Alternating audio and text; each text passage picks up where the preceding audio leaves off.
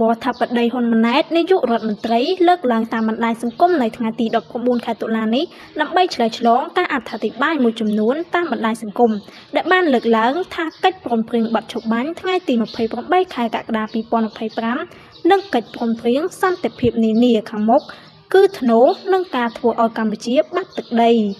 សម្ដេចបវរថាបតីហ៊ុនម៉ាណែតបានយ៉ាងដូចនេះថាសូមបញ្ជាក់បងប្អូនជនរួមជាតិដោយសង្ខេបថាកិច្ចព្រមព្រៀងបាត់ឈប់បាញ់ថ្ងៃទី28កក្កដា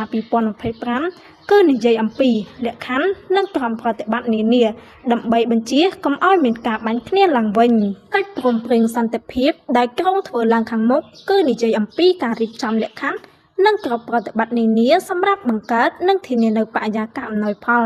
ដើម្បីឈានទៅការបញ្ចប់ជម្លោះនិងស្ដារឡើងវិញនូវទំនាក់ទំនងរវាងប្រទេសនិងប្រទេសទោះបីជាកិច្ចព្រមព្រៀងទាំងពីរនេះមិនអាចនិយាយអំពីបញ្ហាពាក់ព័ន្ធនឹងទឹកដីឬព្រំដែន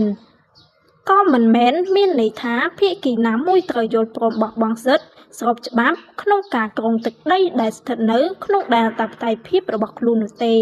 ការងារខណ្ឌសីមានិងបោះបង្គោលព្រំដែនគោកគឺស្ថិតនៅក្រោមសមត្ថកិច្ចរបស់គណៈកម្មការចម្រុះកម្ពុជាថៃ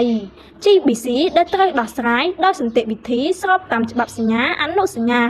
និងកិច្ចព្រមព្រៀងដែលមានស្រាប់រវាងប្រទេសទាំងពីរកម្ពុជានិងថៃ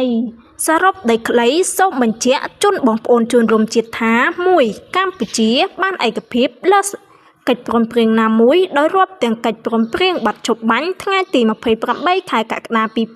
2025និងកិច្ចព្រមព្រៀងសន្តិភាពដែលក្រុងចៅអធិលេខានៅពេលខាងមុខដែលធ្វើឲ្យបាត់បង់ដែនអធិបតេយ្យភាពនិងបូរណភាពទឹកដីស្របច្បាប់របស់កម្ពុជា